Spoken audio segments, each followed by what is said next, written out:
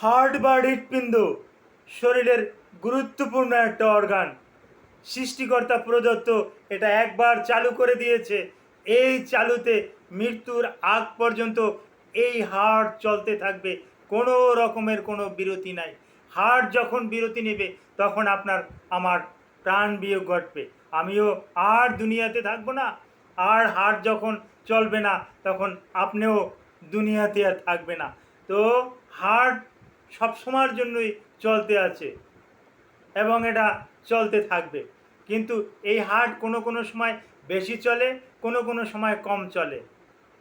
যখন হার্ট কম চলে তখন সেটাকে ব্র্যাকিকার্ডিয়া বলি, এবং যখন বেশি চলে তখন ট্যাকাইকার্ডিয়া বলে থাকি আমরা।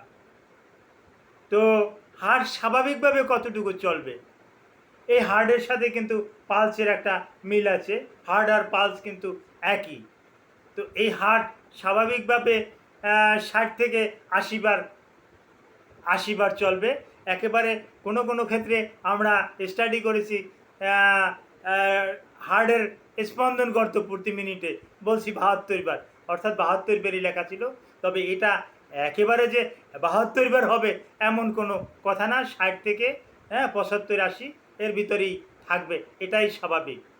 এই হার্ট রেট কমে গেলে কি করণীয়, এই বিষয়টা নিয়ে আলোচনা করব। আসসালামু আলাইকুম রহমতুল্লাহি ওয়া বারাকাতুহু। আমি ডাক্তার মীর শহীদুল ইসলাম, আমার চেম্বার শুভেচ্ছা 255, ঐতিহ্যবাহী শেখঘাট, সিলেট। জি, গুগলে গিয়ে ডাক্তার মীর শহীদুল ইসলাম কথাটি লিখে সার্চ দিলে আপনি আমার সম্পর্কে বিস্তারিত তথ্য পেয়ে যাবেন। জি দর্শক শ্রোতা, আলোচনা করব হার্ট রেট কমে গেলে আমাদের কি কি ক্ষতি হতে পারে। হার্ট রেট বেড়ে গেলেও অনেক সময় ক্ষতি হয়, ওটা নিয়ে আর একদিন না হয় আর একটা ভিডিও করব। আজকে আলোচনা করব হার্ট রেট, হৃদস্পন্দন, পালস কমে গেলে কি কি হতে পারে। সাধারণত 50-এর নিচে আসলেই এটা একটা আমরা ক্ষতির দিকে যাচ্ছে, এটা বুঝি। তো যদি কারো ক্ষেত্রে 35-30-এ যায় চরম ক্ষতির দিকে চলে যাচ্ছে। আর হার্ট এমন একটা জিনিস, এটা একবার কন্ট্রাক্ট হয়, একবার ডাইলেট হয়, কন্ট্রাক্ট হয় আবার ডাইলেট হয়, অর্থাৎ একবার স্ফীত হয় আবার একবার সংকুচিত হয়। এই স্ফীত সংকুচিতর মাধ্যমে আমাদের শরীরের যে হার্টে যে রক্ত আছে, এই রক্তটা সব জায়গায় চলে যায়। যখন এটা কন্ট্যাক্ট করে, এটা আমাদের ব্রেনে চলে যায় রক্তটা।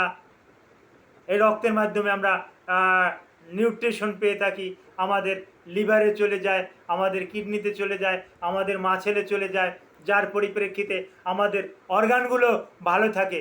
কিন্তু হার্ট যখন দুর্বল থাকে, ব্রাডিকার্ডিয়া থাকে, তখন কিন্তু সব জায়গাতে রক্ত সার্কুলেশন হতে পারে না, ব্লাড সার্কুলেশন হতে পারে না, যার পরিপ্রেক্ষিতে মাথা ঘুরায়, মাথা ঝিমঝিম করে, মাথা ঘুরিয়ে আমরা পড়ে যাই, অজ্ঞান হয়ে যাই। অনেক সময় এক্ষেত্রে অনেকের প্রাণ বিয়োগও ঘটে।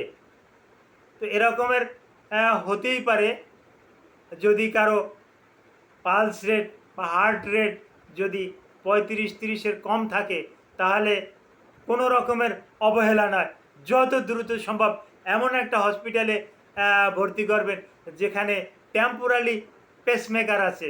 পেসমেকার সম্পর্কে একটু ধারণা হতো না দিলে নয়। পেসমেকার মানে হার্টের সাথে একটা যন্ত্র বসানো, একটা ছিদ্র করে লিকেজ করে একটা যন্ত্র বসিয়ে দেওয়া হয়। বাইরে তার একটা ব্যাটারি থাকে, ওই ব্যাটারির মাধ্যমে হার্টের যে চেম্বার থাকে, যে চেম্বারটা দুর্বল হয়ে গেছে, ওই চেম্বারটাকে অ্যাক্টিভ করে আবার বেশি বেশি করে যাতে পাম্প করতে পারে, এই সুযোগ করে দেওয়াটাকেই পেসমেকার বলা হয়। এই পেসমেকারটা অতি দ্রুত করিয়ে নেওয়া ভালো, কিন্তু তারপরেও যাদের এটা কমে না, নিয়মিত হয় না, তাদের পার্মানেন্টভাবে পেসমেকার, কার্ডিয়াক স্পেশালিস্ট যারা আছেন, কার্ডিয়াক সার্জন যারা আছেন, তারা এটা কিন্তু করে দেন। তো পালস রেট সম্পর্কে আবার একটু বলি। পালস রেট সাধারণত 60 থেকে 70-80 এর ভিতরে থাকা, অর্থাৎ 60 থেকে 80 এর ভিতরে স্বাভাবিক। এর থেকে বেশি হয়ে গেলে 100-এর উপরে গেলেও ক্ষতি। আবার 50-এর নিচে আসলেও একটু একটু একটু ক্ষতি। তো হার্ট রেটটা যাতে স্বাভাবিক থাকে, হ্যাঁ, এজন্য করোনাকালীন সময় একটা মিটার আছে, পালস অক্সিমিটার। এখনও মিটারটা বিভিন্ন দোকানে কিন্তু ফার্মেসিতে কিন্তু অ্যাভেলেবেল আছে।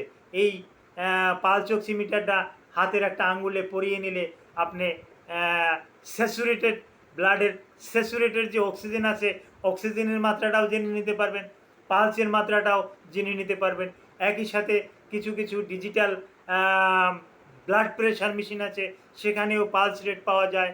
তারপর কিছু ডিজিটাল ঘড়ি আছে, এই ডিজিটাল ঘড়িতেও কিন্তু পালস রেট কিন্তু পাওয়া যায়। তাই এখন আমি আবার বলছি, যদি কারো পালস রেট কমে যায়, কোনো রকমের অবহেলা করবেন না, দ্রুত একটা হাসপাতালে ভর্তি করবেন, যেখানে টেম্পোরারি পেসমেকারের ব্যবস্থা আছে।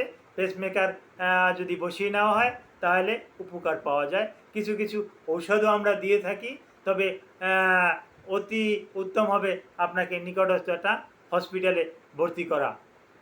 Thank you all.